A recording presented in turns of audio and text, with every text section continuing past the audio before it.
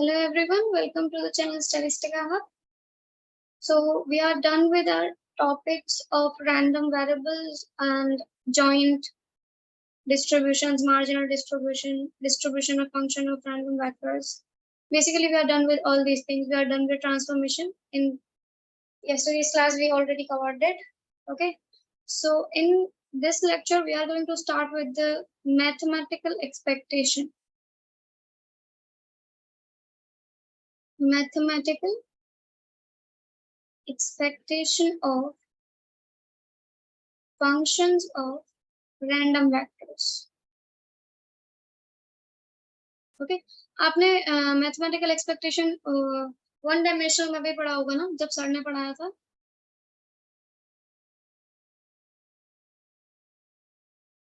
like expected value of a random variable for a for discrete and continuous one variable में दोनों ही cases के लिए पढ़ा होगा राइट अभी हम वही चीज देखेंगे फंक्शंस के जब मेरे पास एक फंक्शन हो रैंडम वेरिएबल का तब क्या होता है ठीक है जैसे कि अभी लेट्स से कि अगर मेरे पास x is some random variable okay जिसका मेरे पास pdf या pmf कुछ भी दे रखा है which is f of x okay और इसका डिस्ट्रीब्यूशन फंक्शन क्या होता है डिस्ट्रीब्यूशन फंक्शन को हम f of x से डिनोट करते हैं ओके अभी अगर मुझे यहाँ से एक्सपेक्टेशन ऑफ gx निकालना हो वहां पर gx क्या है gx is the function of random variable x कैसे भी हो सकता है लेट्स से x कोई एक रैंडम वेरिएबल है gx हमने डिफाइन कर दिया कुछ x स्क्वायर माइनस x करके या फिर gx मैंने डिफाइन कर दिया रूट x क्यूब करके रूट x करके ठीक है root x cube root x किसी भी तरीके से आप फंक्शन डिफाइन कर सकते हो gx का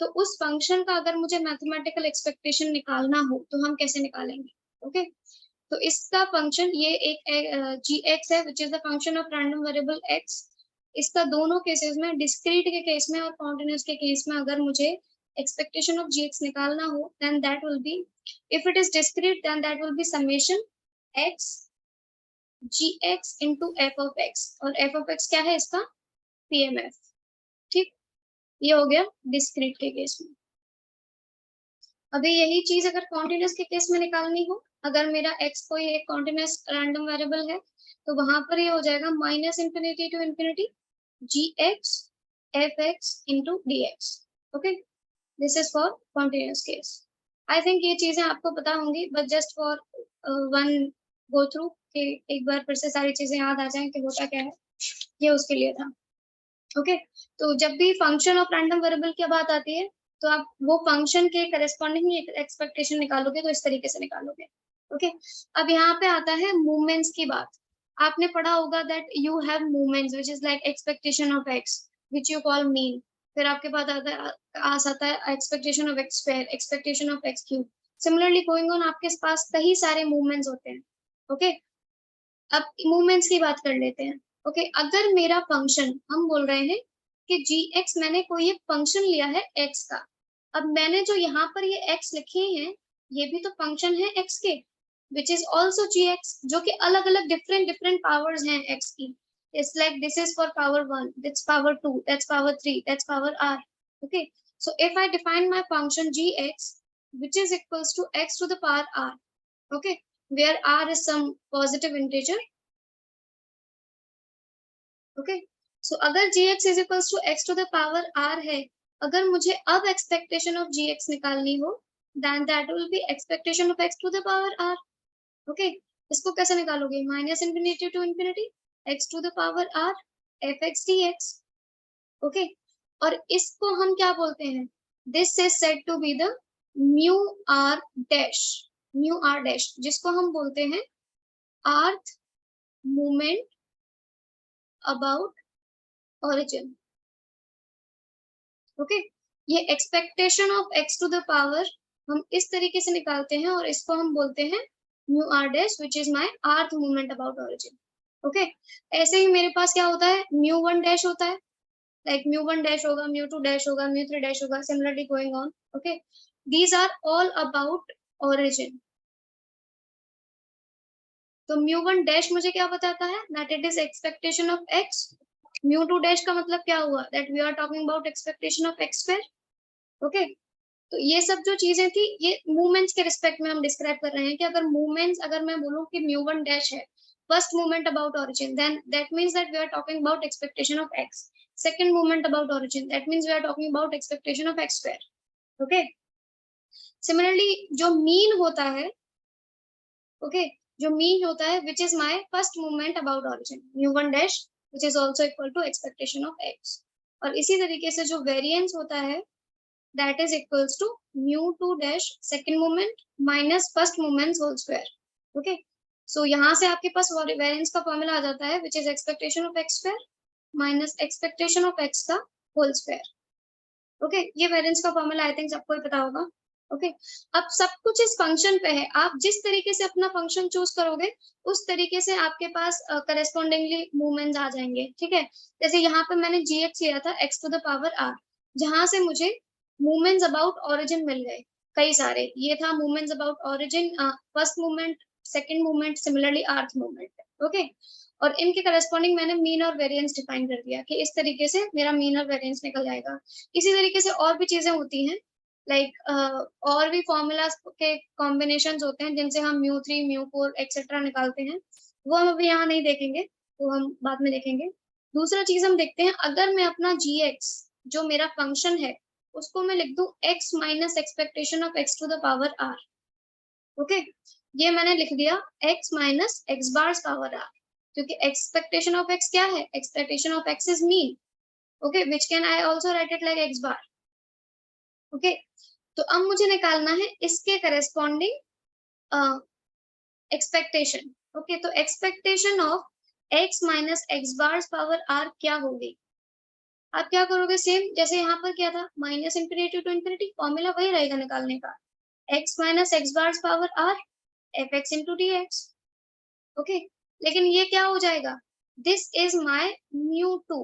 mu2 क्या होता है, ये जो देगा जहां पर मैंने x में से अपना मीन सब्ट्रैक्ट कर दिया, x minus x bar whole power r. यहाँ क्या था, सिर्फ x to the power r था. ये these are my movement about mean.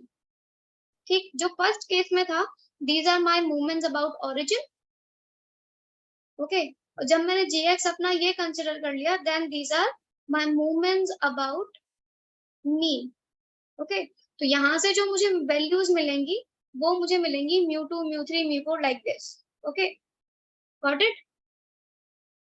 Difference समझ में आया कि कौन सा फंक्शन कंसिडर करना चाहिए तब मुझे ओरिजिन के करस्पॉन्डिंग मिलेगा, और मैं कौन सा फंक्शन कंसिडर करूं जिससे मुझे अबाउट मीन मूवमेंट्स मिलेंगे. Okay, yes ma'am. ओके, अभी सर ने आपको एडिशन थ्योरम और मल्टीप्लिकेशन थ्योरम पढ़ाई होगी जो कि काफी इजी है. That the if you have the sum of the random expectation of random variable, then it is equal to the expectation of their individual random variable. It is like this, that expectation of x plus y is equal to expectation of x plus expectation of y. I think I don't need to focus on this part because you guys already have this kind of knowledge.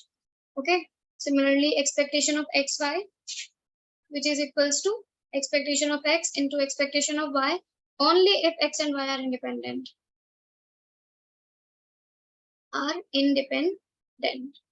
Okay, ये सारी चीजें sir आपको पढ़ा चुके हैं, so I don't need to focus on this part. Okay, अब यहाँ पर मुझे इस पर ध्यान देना है कि अगर x और y इंडिपेंडेंट हुए तो हम इनको लिख देते हैं that expectation of x y is equals to expectation of x into expectation of y. Okay, क्या होगा अगर expectation of x और y इंडिपेंडेंट नहीं हुए तो, बेसिकली x और y अगर इंडिपेंडेंट नहीं हुए तो क्या केस होगा. ओके, और दूसरी बात ये आ जाती है कि हम एक्सपेक्टेशन ऑफ एक्स वाई निकालते कैसे हैं. How do you find the expectation of x y in both the cases, in discrete के केस में और कॉन्टिन्यूअस के केस में. और कॉन्टिन्यूअस के केस में यहाँ पर मैंने क्या पुट कर दिया है, this is my function x y. Okay, अब यहाँ पर क्या है, अभी जो पीछे चीजें डिस्कस की वो सिर्फ वन वेरिएबल की करस्पॉन्डिंग थी. अब हमने ले लिया जब मेरे पास टू रैंडम वेरिएबल्स हैं एक्स और वाई, यहाँ पर मुझे निकालना है expectation of x y. then if it is a discrete then case, then I'll put summation xy f of x comma y, जहाँ पर ये रेंज x की होगी, ये रेंज y की होगी. सिमिलरली यहाँ पर आ जाओ x y f of x, y that is joint of x and y into dx dy. यहाँ पर x और y के करस्पॉन्डिंग रेंज आ जाएगी. ठीक, तो ये इस तरीके से निकल आ जाता है मेरा expectation of x y. Okay, तो अब हमें बताना है कि अगर एक्सपेक्टेशन ऑफ एक्स वाई, हम कॉन्सेप्ट इसलिए पढ़ रहे हैं क्योंकि मुझे इंट्रोड्यूस करना है कॉन्सेप्ट ऑफ कोवेरिएंस. कोवेरिएंस पता है किसी को क्या होता है?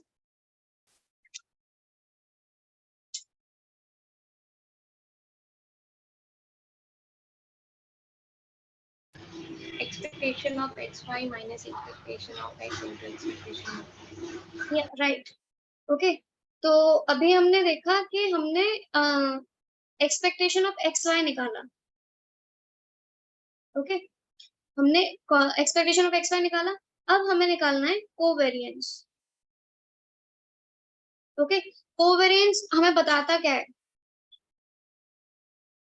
लाइक आपने ये तो फॉर्मूला बता दिया मुझे, बट कोवेरिएंस का मीनिंग क्या होता है? रिलेशनशिप बताता है कि दो हाँ, ये दो वेरिएबल्स के बीच का रिलेशनशिप चेक करता है. It measures the direction of relationship between two variables. Okay, अब ऐसे ही मुझे अगर okay I will write it. It measures the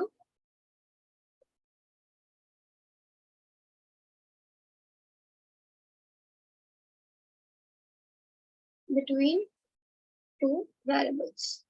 okay, अगर मुझे दो वेरिएबल्स के करस्पॉन्डिंग कोवेरिएंस निकालना हो, तो so I am meaning that covariance of x and y that is equals to expectation of x minus expectation of x and y minus expectation of y, right?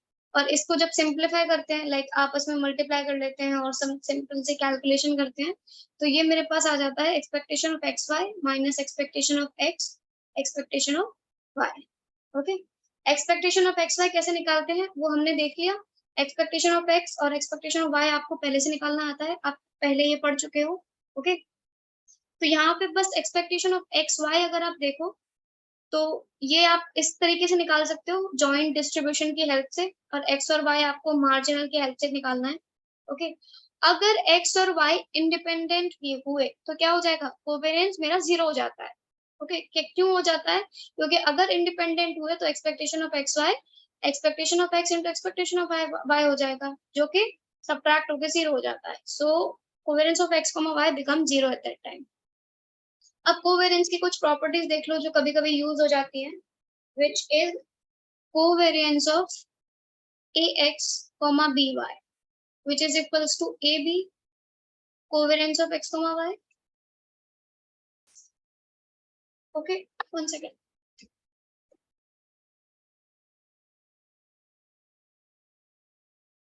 Yeah.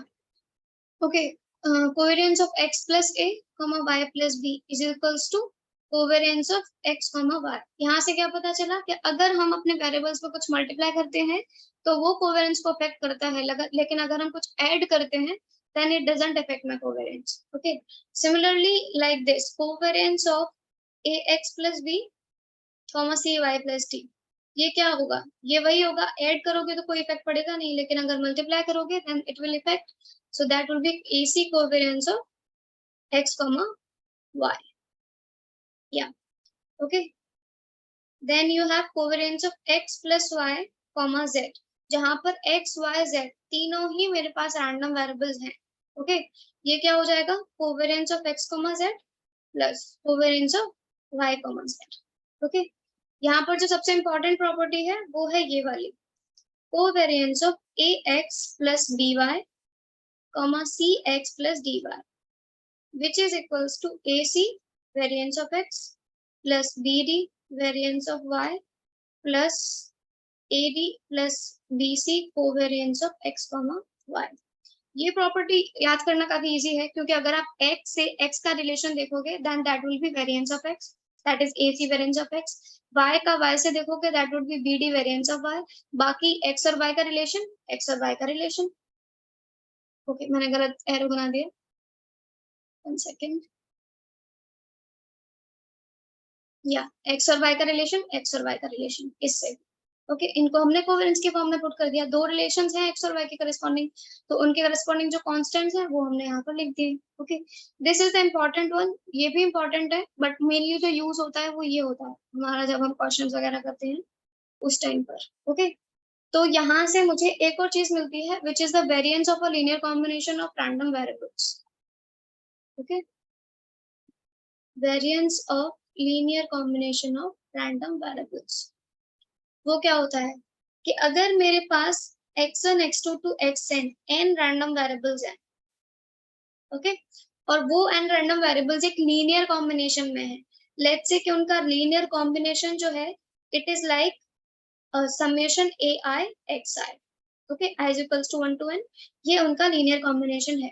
अगर मुझे इसका variance निकालना हो summation ai xi का, okay तो ये क्या हो जाएगा, that will be equal to summation I is equals to 1 to n ai square variance of xi plus twice summation ai aj covariance of xi comma xj. Okay this is also 1 to n, this is also 1 to n, but I is equals to 1 to n, j is equals to 1 to n, this is I is less than j. Okay ये हो गया variance of linear combination of random variables. ये जो formula अभी लिखा हुआ है ये बहुत सारी प्रॉब्लम्स में यूज होने वाला है, बहुत सारी प्रॉब्लम्स में। ओके बहुत सारे क्वेश्चंस में ये फॉर्मूला यूज होता है। मैम या मैम यहाँ पर i is less than j क्यों है? i is not equals to j क्यों नहीं है? I is not equal to j क्यों नहीं है? Yes ma'am. अच्छा ओके अभी आप ये बताइए कि कोई भी एक एग्जांपल लीजिए जहां पर आपके पास वेरिएबल्स हो, जहां पर आप इजीली देख सकते हो, मतलब एक छोटा सा एग्जांपल लिख देखो फिर सोचो कि क्या बन रहा है या ये नहीं हो रहा है। जैसे कि कोई भी ले लो a1 x1 plus a2 x2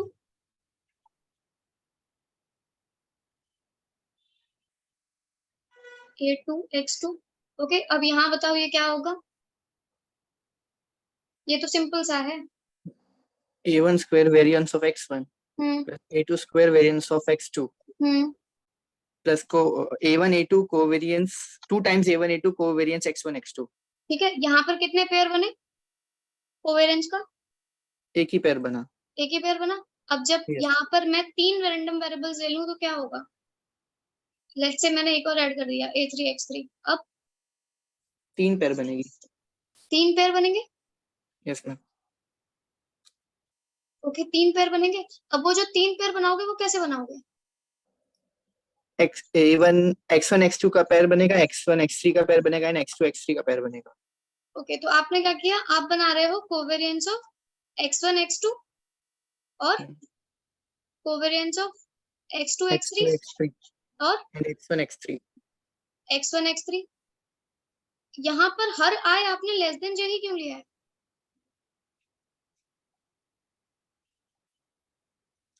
ठीक है मैम समझ पड़ गई, वो 2 से नलिफाई कर देता है नॉट इक्वल्स टू 2। तो जब आप सीक्वेंसेस बनाते हो ना तो आप रिपीट ना हो जाए कोई भी मेजर, या फिर कोई भी मेजर आप डबल काउंट ना कर लो, ठीक है। उस रेस्पेक्ट में भी ये इस चीज ऐसे वेरीफाई कर सकते हो, क्योंकि ये देखो ये हमने एक n प्रॉब्लम्स के लिए लिखा है, ठीक है, तो वहां पर ये समझना थोड़ा मुश्किल हो जाता है कि डायरेक्टली कि i लेस देन j क्या है, लेकिन जब आप इसको छोटे छोटे पार्ट्स में डिवाइड कर लोगे तो आपको समझ में आएगा कि i लेस देन j क्यों आया। ओके कि टोटल नंबर ऑफ अरेंजमेंट्स कितने बनते हैं मेरे पास। ओके ओके सो अभी ये था आपका variance of linear combination of random variables में। अब यहाँ पर वो अलग अलग कंडीशंस होती हैं कि अगर x और xi और xj इंडिपेंडेंट हुए तो कोवेरिएंस 0 हो जाएगा, तो बेसिकली ये वाला टर्म उस टाइम 0 हो जाएगा and then the variance would be only this. Okay और सिमिलरली लाइक अगर यहाँ पर क्या है, this is the variance of linear combination. Okay तो यहाँ पर हम सारे एडिशन में ले रहे हैं, क्या हो अगर x1 माइनस x2 हो, let's say variance of x1 minus x2, तो वहां पर क्या हो जाएगा, सिर्फ जो कोवेरिएंस वाला टर्म होता है उसका साइंस चेंज हो जाता है and that would be covariance of x1 plus variance of x2 minus 2 covariance of x1 x2। Okay इसको बस ऐसे याद रखो, अगर एडिशन है तो हर जगह एडिशन है और अगर नेगेटिव है तो सिर्फ कोवेरिएंस वाले साइन की साइन चेंज हो जाएगा। Okay Remember this formula, it is going to be used so many times. Okay, let me find some problems regarding it. Okay, तो यहाँ पर क्या था, आपको हमने कोवेरियंस के टाइम पर ये बता दिया कि एक्सपेक्टेशन ऑफ एक्स वाई कैसे निकलता है। डिस्क्रीट और कॉन्टिन्यूअस के केस में, दोनों ही केसेस में आपको एक्सपेक्टेशन ऑफ एक्स और एक्सपेक्टेशन ऑफ वाई दोनों ही निकालना आता है, जो कि मुझे बताने की जरूरत नहीं है कैसे निकालते हैं। तो इसकी हेल्प से आप कोवेरियंस जो है वो इजीली फाइंड आउट कर सकते हो। ओके, अभी एक क्वेश्चन देख लेते हैं पहले कोवेरियंस से रिलेटेड, ताकि थोड़ा अच्छे से और जानकारी हो जाए।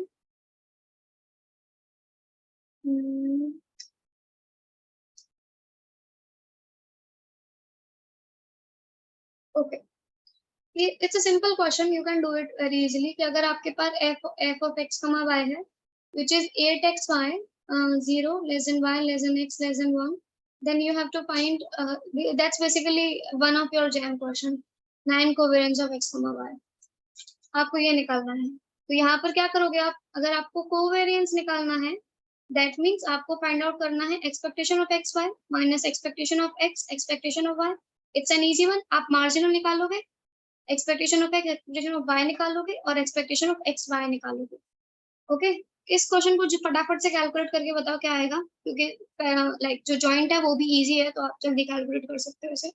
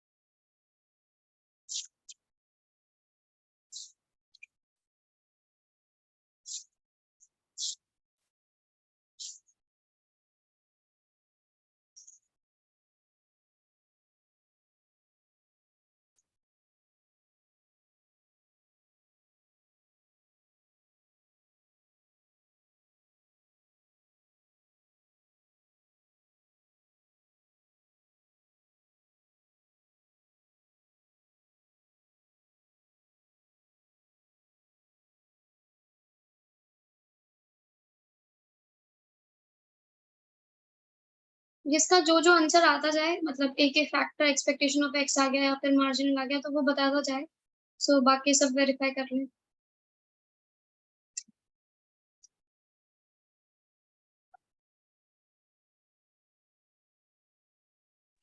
Ma'am, expectation of x 4/5. Okay.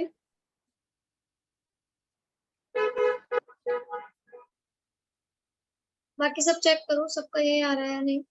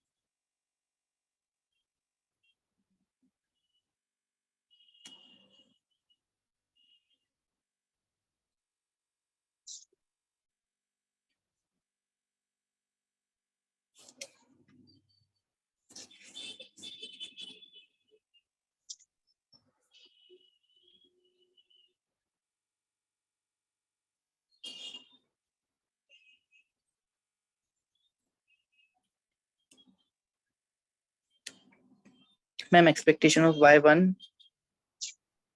1. Okay. Let's see.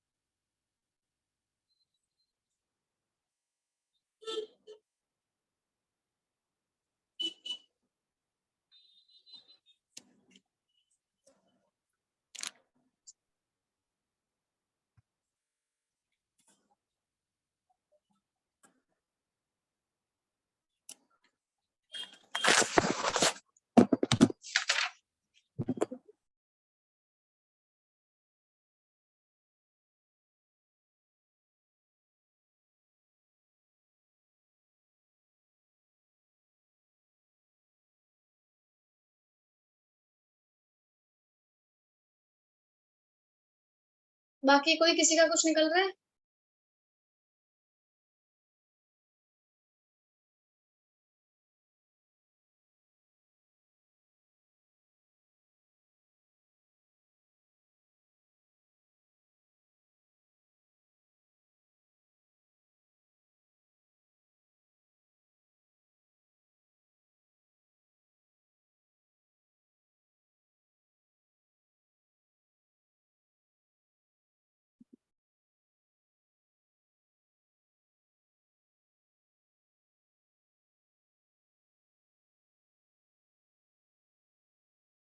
Ma'am, expectation of xy 4/9. Expectation of x है 4/9. Expectation of xy 4/9. Okay, expectation of x y is 4/9.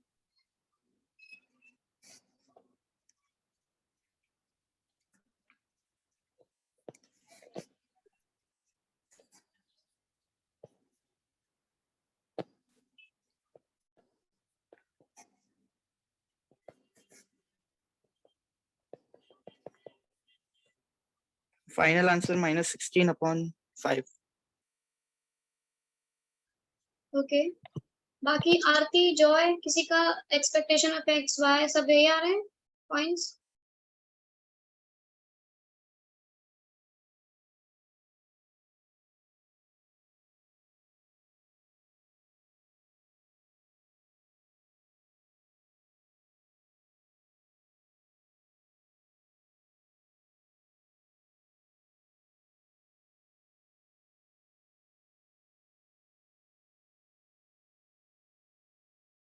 Hello,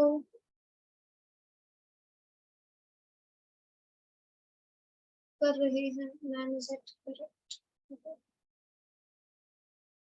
Okay, do it. We have just 2 more minutes, then I'll start.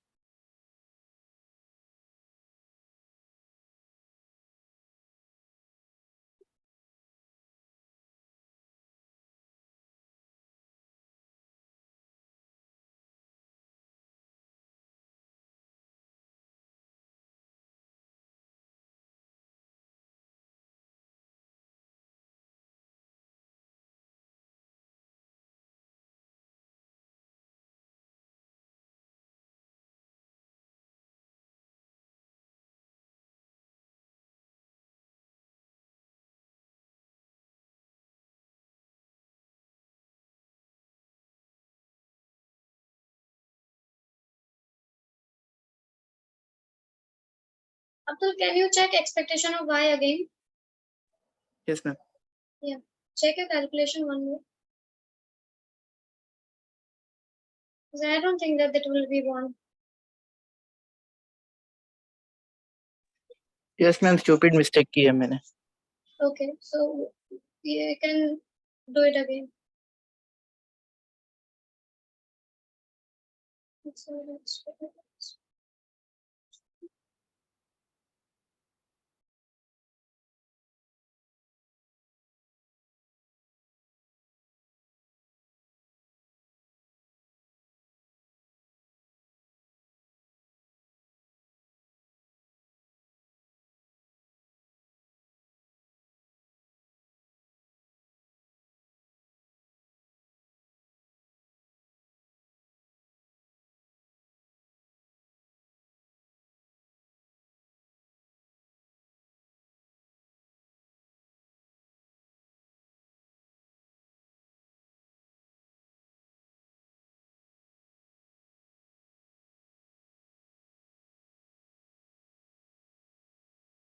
See it here now. आपने क्या किया होगा?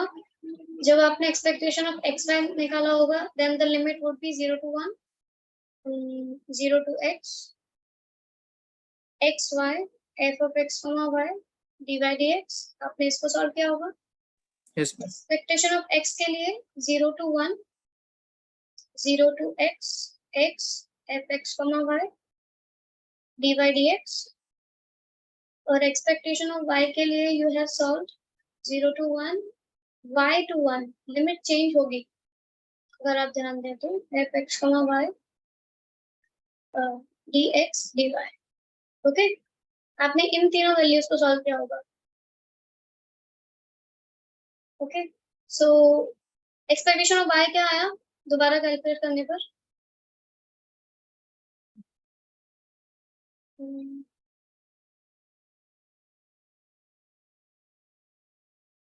dx 1/3. 1/3. Yes. Let me do it. Now I started it, so that will be 8.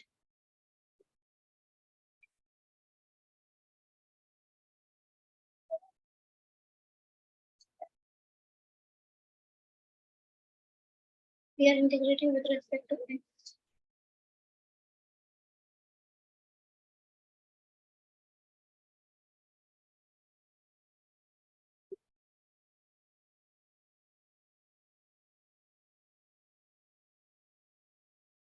So let's do that.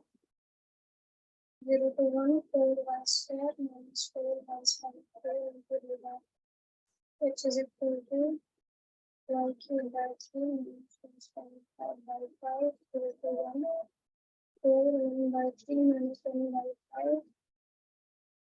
5, 4, that will be 4, 2 by 15.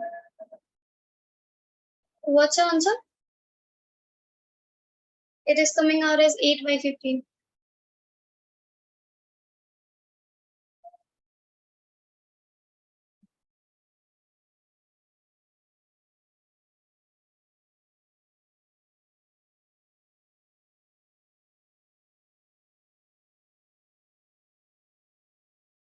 Understood? How did it come 8 by 15? Yes, ma'am. Okay. Find out your mistake. Yes, ma'am, मिल गई. Okay, and expectation of xy, that will be, I'll just check this one also. Okay, so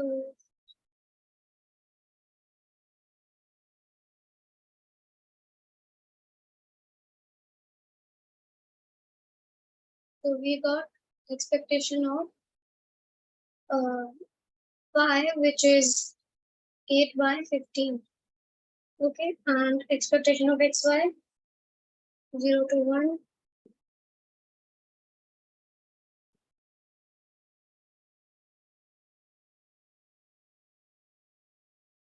0 to 1 with respect to y, so that will be 8x square, y square by 2, that will be 4,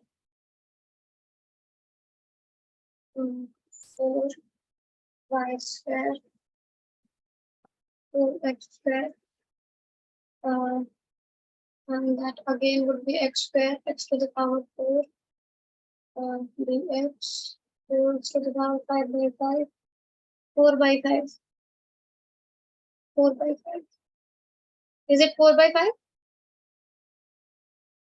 No, sorry. 0 to the x, expectation of x, y. 8x square, y square. Changed it again.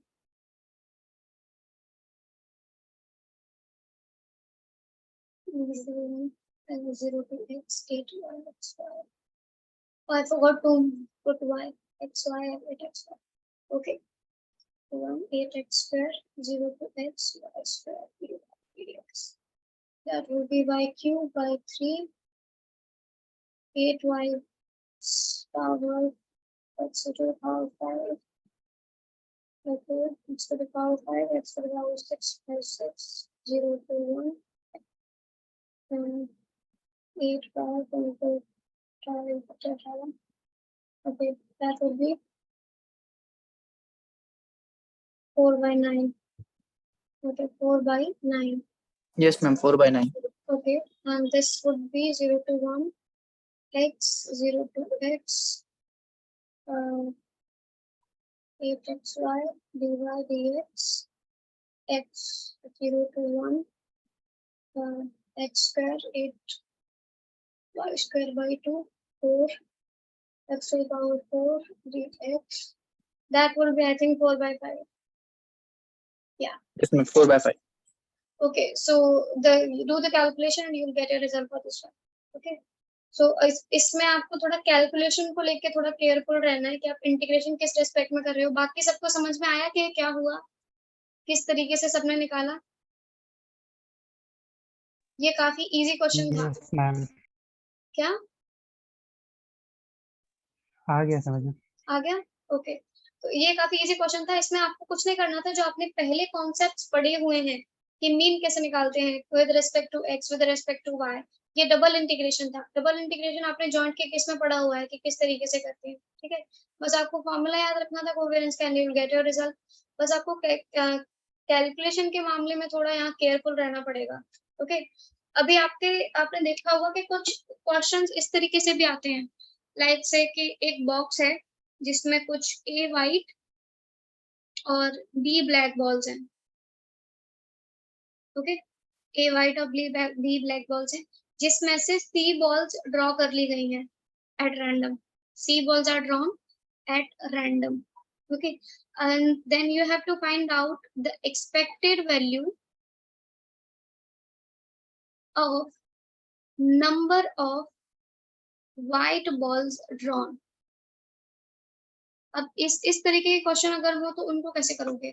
यहाँ पर आपसे पूछा है what is the expected value of number of white balls drawn.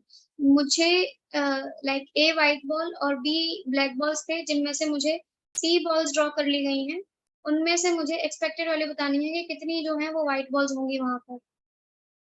कैसे करोगे यहाँ पर? Hypergeometric distribution का कॉन्सेप्ट है. वो लगाने की जरूरत नहीं है. Expected value of number of white balls पूछा है. आप सिंपली जो आप अपना आप कितनी बॉल्स ड्रॉ कर रहे हो, सी बॉल्स ड्रॉ कर रहे हो, राइट.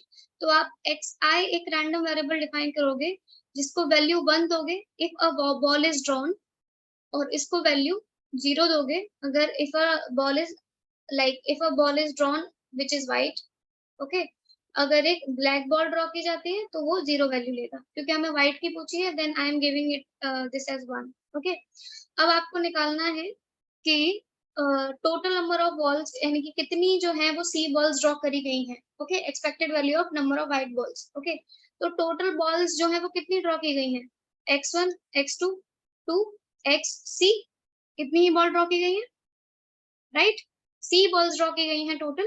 तो यहाँ से क्या होगा, अगर मैं वैल्यू 1 दे रही हूँ तो क्या होगा, जितनी भी बॉल्स 1 होंगी, जितनी भी बॉल्स व्हाइट होंगी वो मेरे पास आ जाएंगी, क्योंकि ब्लैक बॉल्स को मैंने 0 वैल्यू दे दी है. तो यहाँ से मुझे टोटल नंबर ऑफ बॉल्स मिल जाएगा. ठीक है, तो ये जो होगा वो क्या होगा, summation i is equals to 1 to c xi, ये क्या हो गया, total number of white balls drawn. Okay, यहाँ से होगा expectation of s which is equals to summation i is equals to 1 to c expectation of xi. अब आपको निकालना है expectation of xi.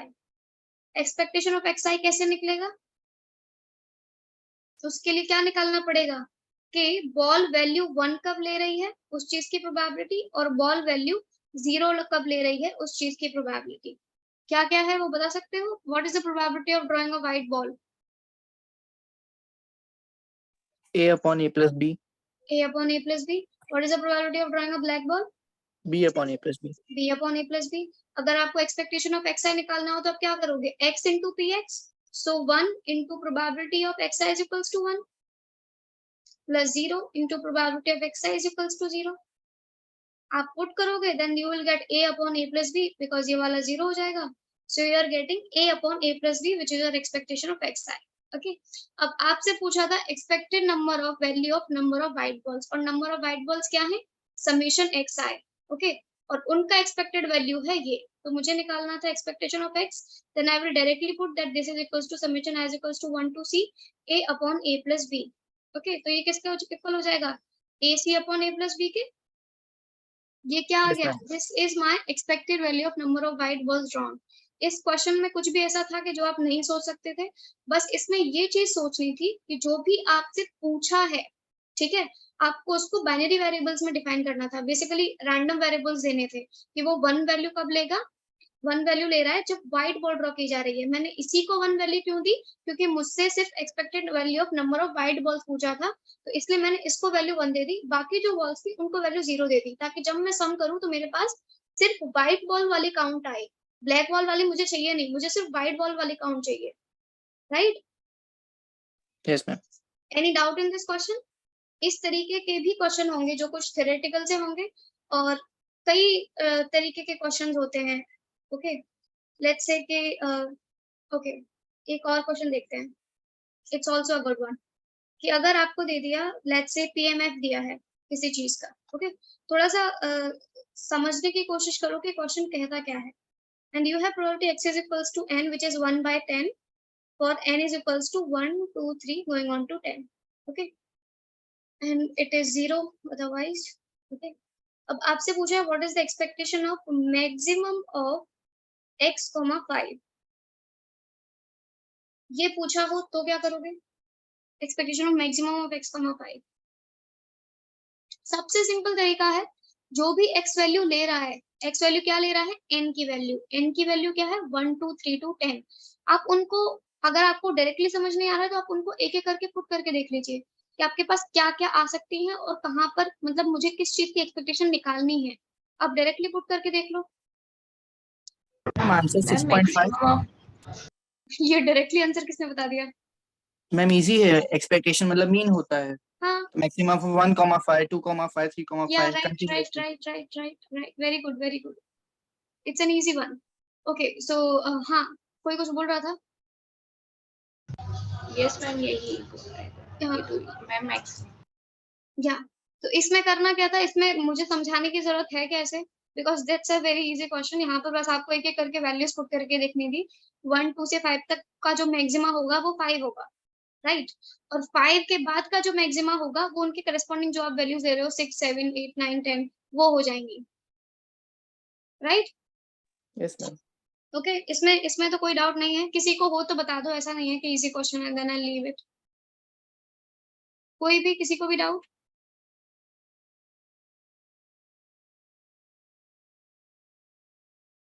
No ma'am. Okay okay. तो अभी एक और है, जैसे जहां पर आपने एक्सपेक्टेशन में देखा होगा कि कई बार सीरीज बन जाती है, लाइक कुछ नंबर का एपी बन रहा होगा, या फिर अरिथमेटिक ज्योमेट्रिक सीरीज जो कंबाइन होती है एपीजीपी, वो कंबाइन बन जाती है, राइट? इस तरीके से भी कई सारे क्वेश्चंस आ रहे होते हैं जहां पर आपको बीच में सॉल्यूशन के पार्ट में एपीजीपी बन जाती है। ओके, और कभी तो अरिथमेटिक ज्योमेट्रिक, एपीजीपी अलग है और अरिथमेटिक ज्योमेट्रिक का जो कॉम्बिनेशन है वो अलग है, वो बन जाता है। ठीक है, तो उस टाइम पर उस वैसे भी कुछ कुछ क्वेश्चंस होते हैं जहां पर आपको सीरीज को सॉल्व करना आना चाहिए। ठीक है, जैसे कि ये एक इसी तरीके का क्वेश्चन है जहां पर they have given the joint PMF which is x is equals to m, y is equals to n, which is gm hn if m comma n is greater than is equals to 1, और जो gm है which is equals to 1 by 2's power m minus 1 और m greater than is equals to 1, जो hn है which is 1 by 2's power n और n greater than is equals to 1, आपको निकालना है expectation of x Y.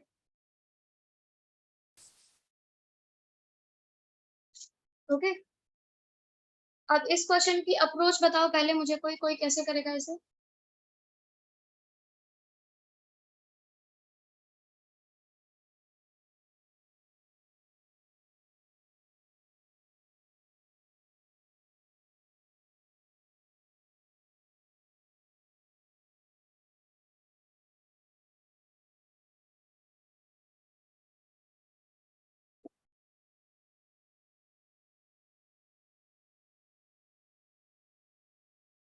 Sorry, this is 1 by 3.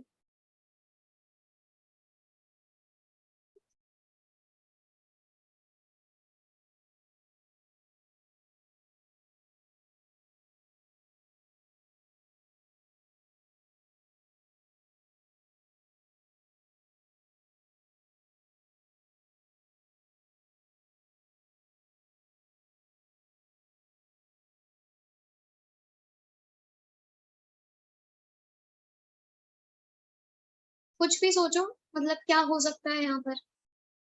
x क्या value ले रहा है m, y क्या वैल्यू ले रहा है n, तो आपको क्या निकालना है? इसी का तो एक्सपेक्टेशन निकालना है, what is the expectation of x and y। तो आप कैसे करोगे? ये क्या है? ये तो डिस्क्रीट केस है ना, मैंने बोला ये पीएमएफ दिया हुआ है आपको, जॉइंट पीएमएफ। डिस्क्रीट केस है तो क्या लगाओगे? समेशन। ओके, x वैल्यू ले रहा है m, सो आपको निकालना है m into n, probability x is equals to m, y equal to n। Okay, और ये लिमिट क्या जाएगी? m is greater than is equals to 1 1 n हाँ बोलो। 1 to infinity, right, 1 to infinity जाएगी, m is also 1 to infinity, n is also 1 to infinity। आपको ये solve करना था। एक्सपेक्टेशन ऑफ x कैसे निकालते हो? x into px। ऐसे ही अगर जॉइंट का दे रखा हो तो वहां भी तो सेम ही चीज करोगे। यहाँ पर दो वेरिएबल्स थे तो यहाँ पर एक्स वाई जो वैल्यू ले रहा है दैट इज एम एन, वो मैंने पुट कर दी एम एन और उनके करस्पॉन्डिंग प्रोबेबिलिटी। तो जैसे पहले करते आए हो वैसे ही करना है। अब probability X is equals to M और Y is equals to N क्या है? This is G M and H N. Okay, तो आप डायरेक्टली पुट करोगे 1 by 2's power m minus 1 and 1 by 3's power m। ये है, आपको ये सॉल्व करना था। ओके, या तो आप इसे सॉल्व कर लो। ओके, क्योंकि आपने अभी डिस्ट्रीब्यूशन नहीं पढ़े हैं इसलिए मैंने वो कॉन्सेप्ट आपको इंट्रोड्यूस नहीं किया। तो एक तो ये तरीका हो गया कि आप expectation of x y solve कर लो, और दूसरा तरीका हो गया कि आप इसको डिस्ट्रीब्यूशन की फॉर्म में रिप्रेजेंट कर दो। मतलब अगर आपको ध्यान हो तो आपने ज्योमेट्रिक डिस्ट्रीब्यूशन किसी को याद है क्या था? yes मैम, और ये नंबर ऑफ ट्रायल्स के लिए है। हाँ, ये नंबर ऑफ ट्रायल्स के लिए है। तो क्या ये ज्योमेट्रिक डिस्ट्रीब्यूशन बन जाएंगे जी और एच जो पीडीएफ दे रखे हैं? ठीक है, जी और एच जो है पीडीएफ है वो ज्योमेट्रिक बन जाएंगे। ठीक है, ज्योमेट्रिक कैसे बन जाएंगे? कि जो g ऑफ m है I can write it like 1 by 2's power m minus 1 into 1 by 2, right? Okay, similarly h of n है I can write it like 1 by 3's power n minus 1 into 2 by 3। तो ये क्या होते हैं, ये तो हो गए ज्योमेट्रिक पीडीएफ, मैंने जब ज्योमेट्रिक के फॉर्म में लिखा वो, ठीक, जहां पर इसका पैरामीटर है 1/2 और इसका पैरामीटर है 2/3। ओके, अब क्या ये जो क्या है, ये मैंने इनके लिख दिए मार्जिनल पीएमएफ्स। ओके, तो क्या इनके जो मार्जिनल पीएमएफ्स हैं वो इनके जॉइंट पीएमएफ के मल्टीप्लिकेशन के जो जो जॉइंट पीएमएफ है उसके इक्वल हैं या नहीं है? लाइक अगर मैं इन दोनों का या Yes, अगर ma'am. मैं इन दोनों का मल्टीप्लाई करूं तो क्या मुझे जॉइंट मिल रहा है? Yes, ma'am. मिल रहा है। मिल रहा है। तो ये क्या हुआ, यहाँ से मुझे पता चला दैट G एंड H जो हैं, सो बेसिकली ये दोनों पीडीएफ्स हैं जो कि करस्पॉन्डिंगली X एंड Y हैं, जो कैसे हैं, इंडिपेंडेंट हैं। तो अगर ये इंडिपेंडेंट है इसका मतलब क्या हुआ कि जो एक्सपेक्टेशन ऑफ एक्स वाई है that is basically equal to expectation of x into expectation of y, right. तो आपको ज्योमेट्रिक का मीन पता होना चाहिए बस। ओके, ज्योमेट्रिक का मीन क्या होता है? 1/p। 1/p। तो यहाँ पर आप क्या लिखोगे, 1/1/2 इंटू 1/2/3। यहाँ से क्या आ जाएगा, आपके पास डायरेक्टली आंसर आ जाएगा, I think 3। Okay, Yes, ma'am. तो या तो आप इसको डिस्ट्रीब्यूशन समझ लो, ओके, क्योंकि डिस्ट्रीब्यूशन पढ़े नहीं है, वील डू इट। ओके, या तो आप इसका डिस्ट्रीब्यूशन समझ लो या तो आप इसको सॉल्व कर लो। You can also solve it. Okay, आप इसको सॉल्व करके देखिएगा, यहाँ पर आपके लिए एक सीरीज बनेगी जहां तक है, लाइक एक अरिथमेटिक ज्योमेट्रिक सीरीज बनेगी, आप उसको सॉल्व कर लीजिएगा और then you get your answer. अगर इसको सॉल्व करने में कोई दिक्कत आती है then you can tell me. और लाइक इस तरह के क्वेश्चंस काफी आते हैं जहां पर आपको एक सीरीज सॉल्व करनी होगी, तो if it will be better than if you will try it at your own. Okay, इस क्वेश्चन में कोई doubt? No, ma'am. Okay, okay then it's done for today. Okay, ma'am. Okay, okay then let's meet in the next class then.